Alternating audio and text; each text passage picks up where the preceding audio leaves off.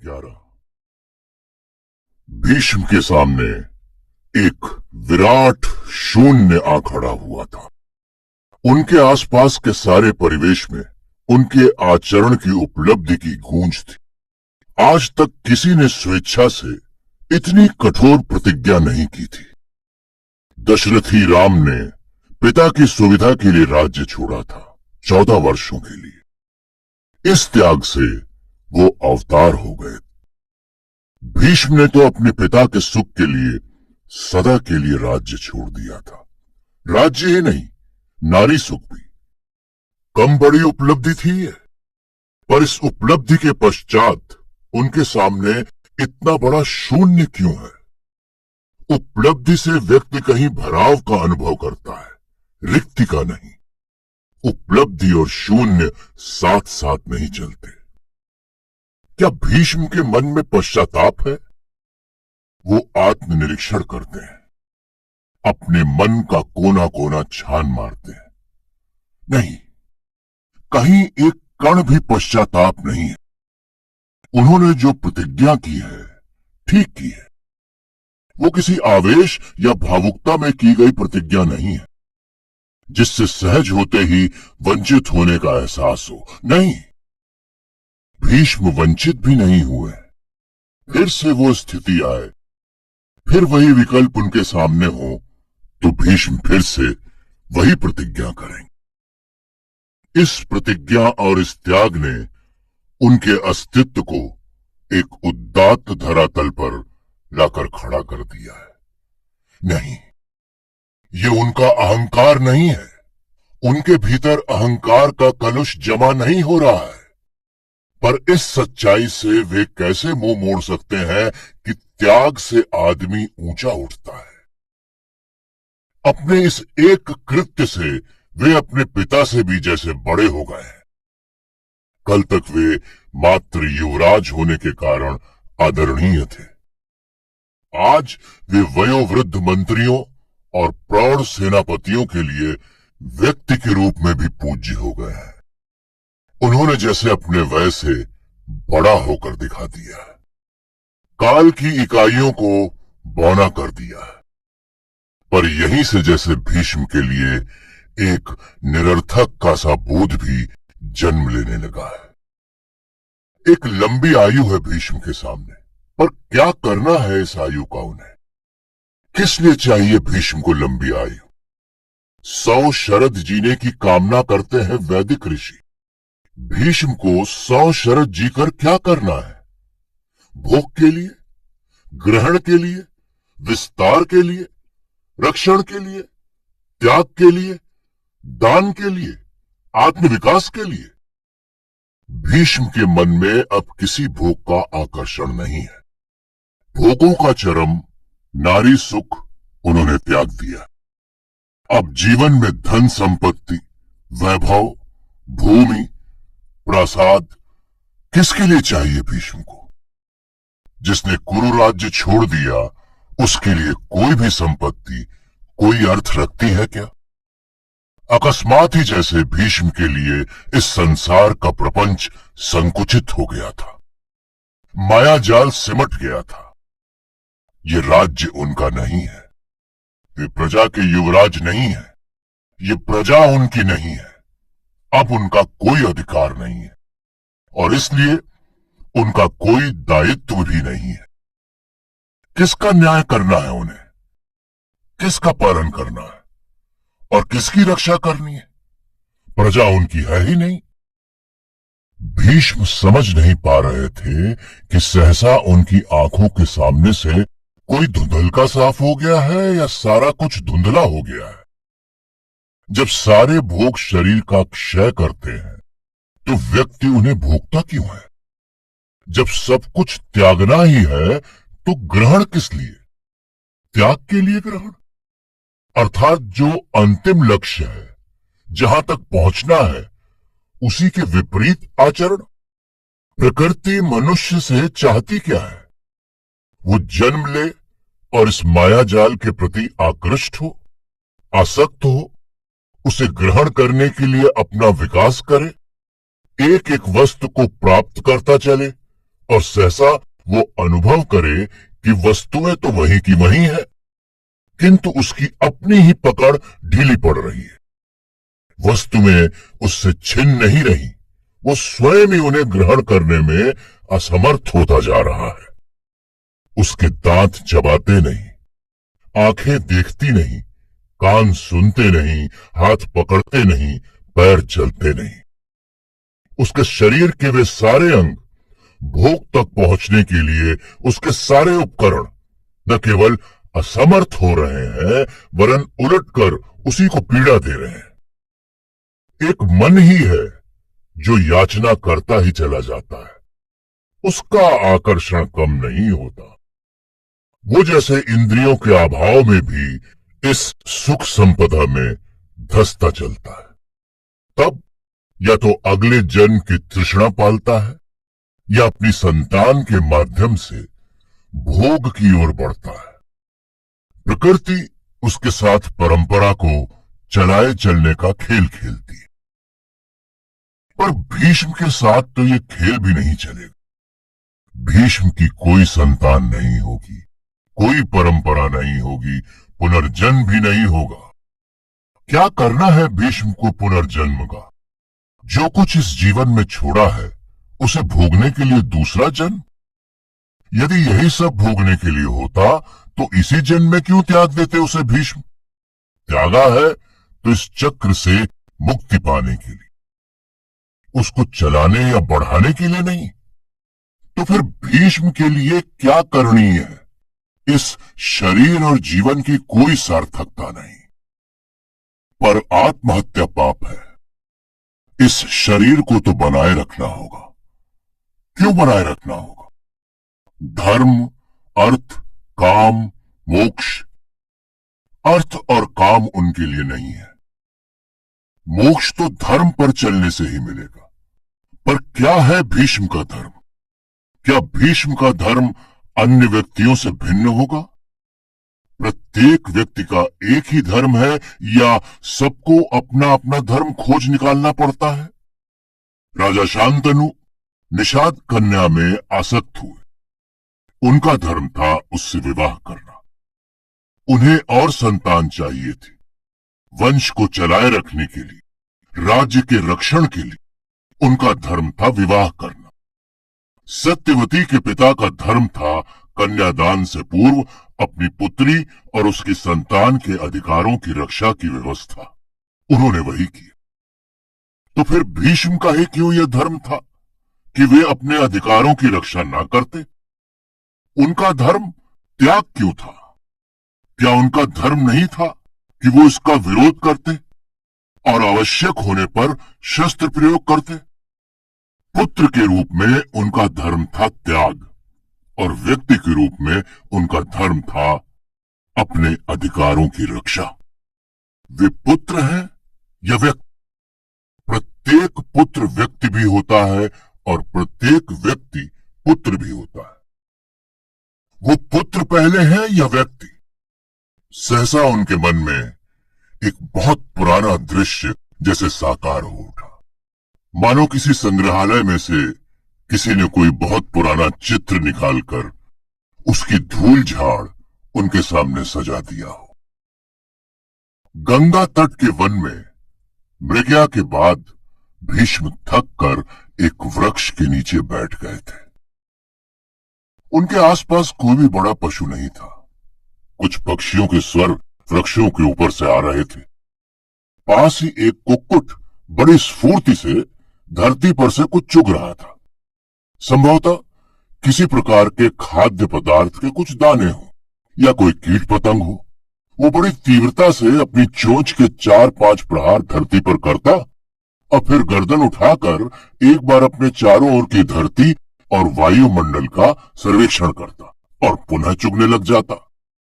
भीष्म बड़ी रुचि से उसे देख रहे थे। उसका दाना चुगना तो उनकी समझ में आ रहा था, किंतु जिस ढंग से वो रह रहकर चारों ओर सर्वेक्षण करता था, वो उनके मन में अनेक प्रकार की जिज्ञासाएं उत्पन्न कर रहा था। क्या ये उसकी सार्थकता थी? क्या वो आशंकित था कि कोई उसका दाना छीन लेगा या कोई उसके प्राण हर लेगा, या ये उसका अहंकार था? क्या वो चारों ओर देखकर ये जताना चाहता था कि ये मेरी विचरण भूमि है, देखो मैं कितना सुखी हूं? क्या व्यक्ति का सुखी होना ही पर्याप्त नहीं है? उस सुख का प्रदर्शन भी अवश्य होना चाहिए। क्या विपन्नता से तुलना किए बिना संपन्नता का कोई महत्व नहीं है? भीष्म के मन में आया कि एक बाण मारकर अभी उसका सारा अहंकार चूर कर दे। इतना छोटा सा जीव, जिसे बाण तो क्या कोई कंकड़ी से भी दे मारे तो प्राण निकल जाए, कोई हाथों से पकड़ उसकी गर्दन मरोड़ दे, या वो किसी भी बड़े जीव के पैर के नीचे आ जाए तो उसकी जीवन लीला समाप्त हो जाए, वही जीव इस प्रकार वक्ष फुलाए, स्फीत अहंकार लिए घूम रहा है, जैसे सारी सृष्टि का स्वामी हो। तत्काल उनके मन में एक धिक्कार उठा। क्या ये भीष्म का अपना अहंकार नहीं है? उनसे भी तो बड़ी शक्तियां हैं। अपने स्थान पर बैठा सृष्टा भीष्म को देखकर भी इसी प्रकार मुस्कुरा रहा होगा। बड़ा धनुष बाण लिए घूम रहा है, जैसे सारी सृष्टि का संहार कर डालेगा। अभी आकाश से बिजली टूटे तो भीष्म यहीं बैठा बैठा क्षार हो जाएगा। धरती में एक दरार पड़े और भीष्म उसके भीतर समा जाएगा। अभी भीष्म की हृदय गति रुक जाए तो भीष्म बैठा बैठा ही सो जाएगा। तब कहां होगा भीष्म का अहंकार कि वो एक क्षण में बाण से इस कुक्कुट को मृत्युशैया पर सुला सकता है। तभी वृक्षों के पीछे से एक और वैसा ही कुक्कुट प्रकट हुआ। भीष्म को लगा ये पहले का ही कोई संबंधी होगा, इनका परिवार भी यहीं कहीं आसपास होगा। पर उसे देखते ही पहले कुक्कुट के मुख से क्रोध भरी ध्वनियां निकलने लगी। उसकी गर्दन तन गई, गर्दन के पंख फैल गए और वो पूर्णतः रौद्र मुद्रा में आ गया। यही स्थिति दूसरे कुक्कुट की हुई और वे दोनों विधिवत लड़ने लगे।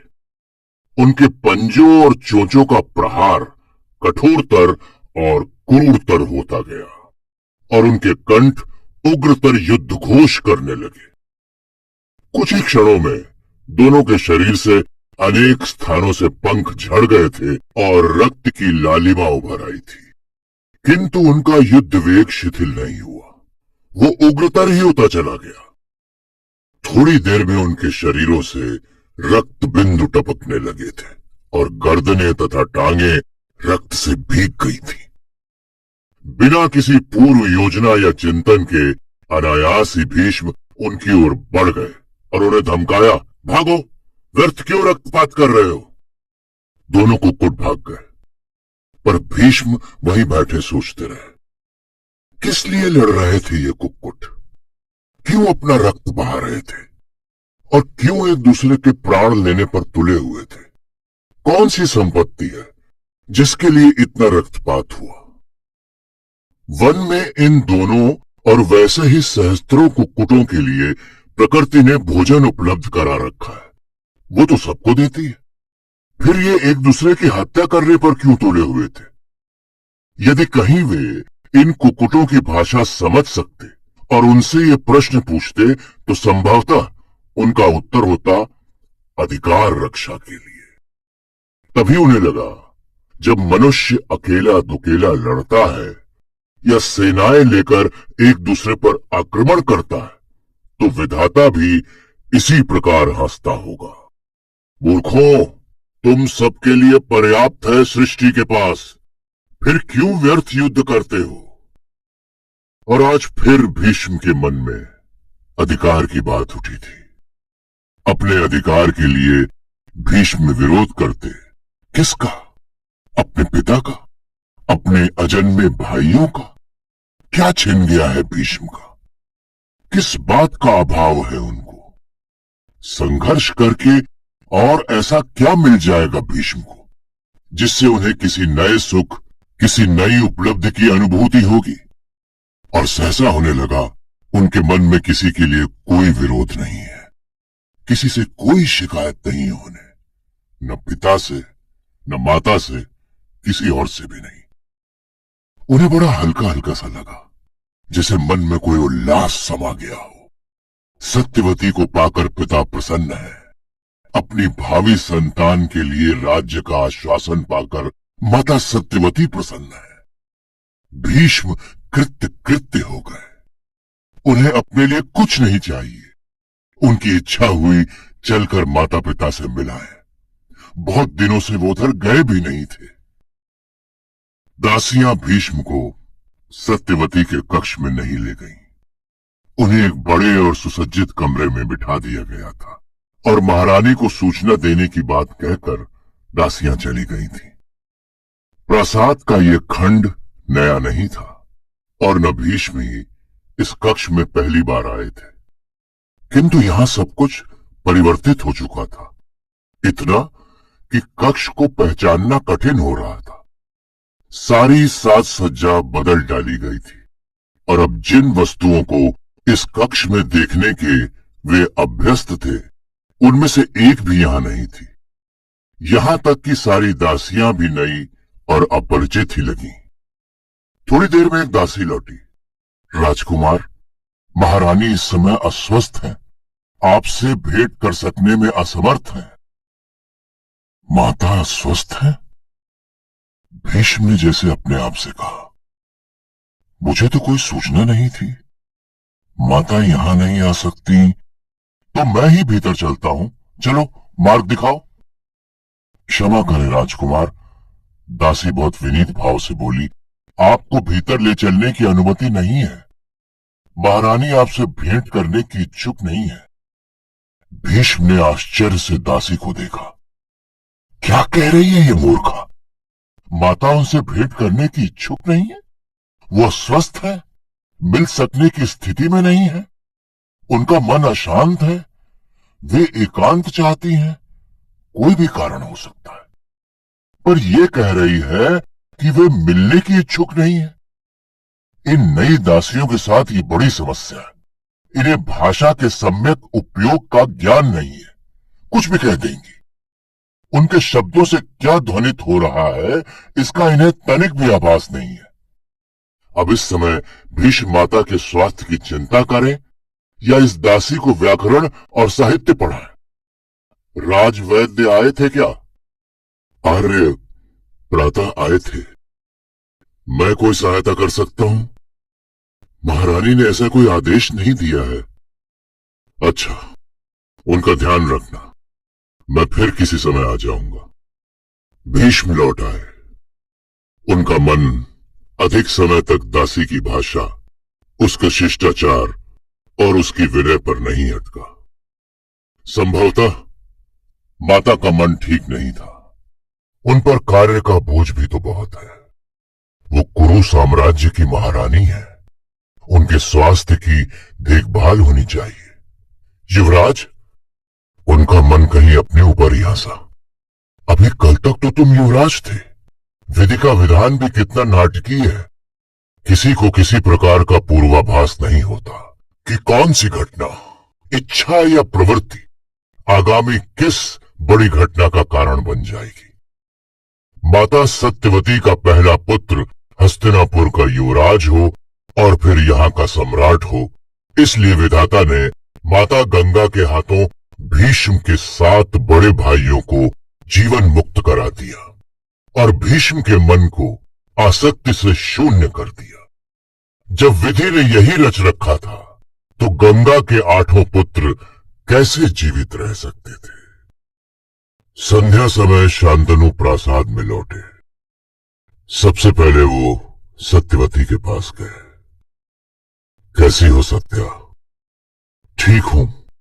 आपका दिन कैसे बीता? सभा में बहुत काम था, थक गया हूं। शांतनु ने किरीट उतारकर दासी के हाथों में पकड़ा दिया। भीष्म बहुत सारा काम संभाल लिया करता था, पर इधर वो एक प्रकार से वैरागी हो गया है। दिन भर अध्ययन, चिंतन और मनन में डूबा रहता है। वैसे उसका दोष भी क्या है? शांतनु आकर सत्यवती के पास बैठ गए। जब मैंने ही उसका युवराजत्व छीन लिया, जब उसे कौरवों का राजा ही नहीं बनना है, जब उसे प्रजा का पालन ही नहीं करना है, तब वो कार्य किसके लिए करे? राजकाज में अपना मस्तिष्क क्यों खपाए? ऐसे में उसमें ज्ञान और साधना की प्रवृत्ति बढ़ रही है, तो अनुचित भी क्या है? सत्यवती बोली तो उसका स्वर कुछ अधिक ही उत्तेजित था। मुझे बार बार ना सुनाए, उसने स्वयं वचन दिया था, उसे किसी ने बाध्य नहीं किया था। सत्या, शांतनु जैसे अपने क्षोभ को संतुलित कर रहे थे। तुम्हें कौन सुना रहा है? मैंने तो एक बात कही है। हाँ, कही तो बात ही है, पर मैं उसका अभिप्राय समझती हूं। वो बोली, यदि आप समझते हैं कि ये सब सुनकर मैं दया से विलगित होकर उसे उसके वचनों से मुक्त कर दूंगी, तो यह आपकी भूल है। मैं इतनी कोमल हृदया नहीं हूं। शांतनु हंसे, पर उस हंसी का खोखलापन स्वयं ही उन्हें चौंका गया। तुम्हें ऐसी परिस्थितियों से मुक्त रखने के लिए वो तुमसे दूर रहता है, और शायद सब कुछ भूलने के लिए ही इस प्रकार चिंतन मनन में लगा रहता है। कोई नहीं लगा रहता वो चिंतन मनन में, सत्यवती तमक कर बोली। और ना ही वो मुझसे दूर ही रहता है, वो आज यहां आया था। शांतनु चौंके, भीष्म यहां आया था?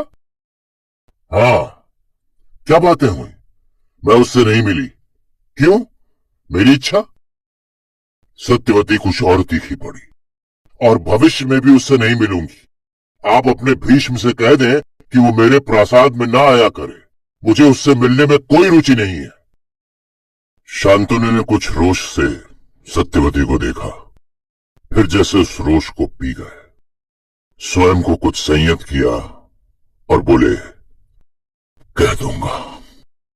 फिर जैसे इतने से संतुष्ट न हो पाए हो, क्या मैं पूछ सकता हूं उसका दोष क्या है? दोष हो या ना हो, सत्यवती बोली, इसमें विवाद की क्या बात है? मैं उससे नहीं मिलना चाहती। शांतनु कुछ नहीं बोले। एक बात और है, थोड़ी देर बाद सत्यवती बोली, क्या मेरे पुत्र चित्रांगद का युवराज्याभिषेक कर दिया जाए? सारी प्रजा और स्वयं भीष्म भी देख ले कि हस्तिनापुर का युवराज कौन है। शांतनु अपने चिंतन में डूबे डूबे जैसी बड़ी बाध्यता में बोले, तुम्हारी इच्छा पूरी